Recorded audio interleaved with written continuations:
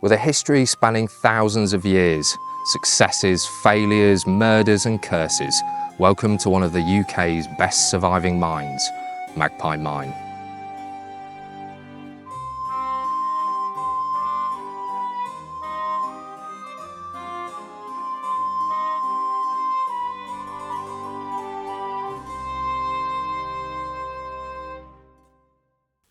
Mining in the local area has been undertaken en masse since the Roman times.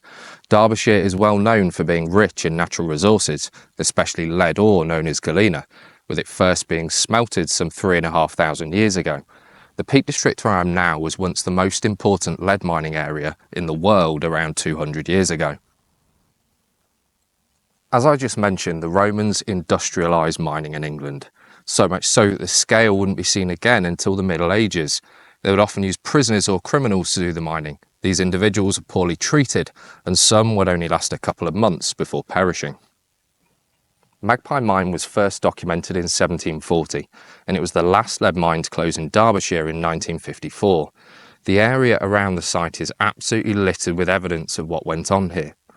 Just half a mile to the north of the mine is the village of Sheldon, a typical remote mining village that would have housed the men who worked the nearby mines.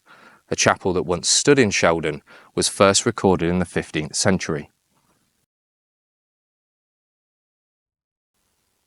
The vein that the mine was set up to work was actually shared by several other much smaller mines.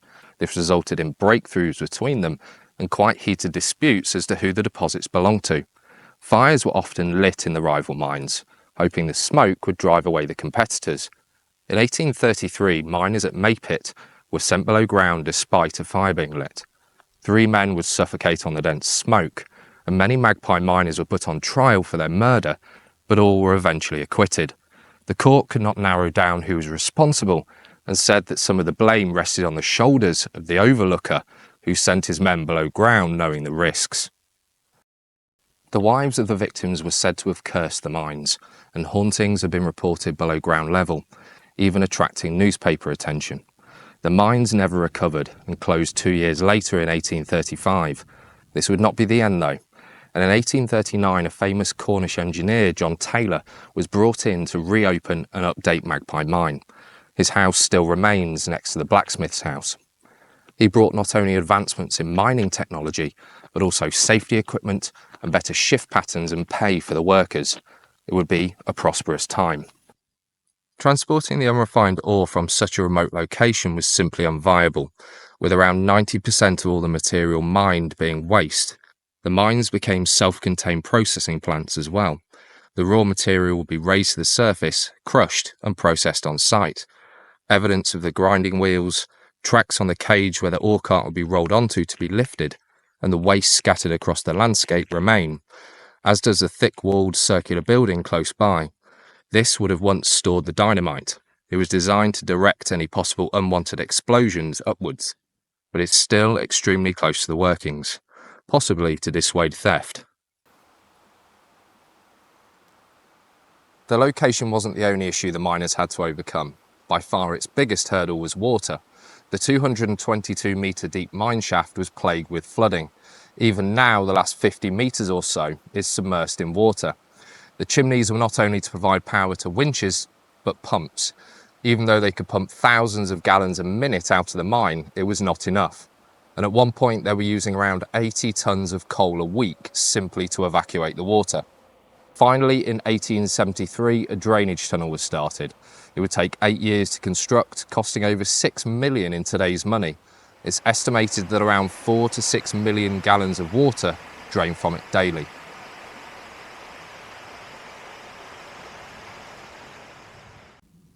In this building behind me was a winch repurposed from a fishing trawler.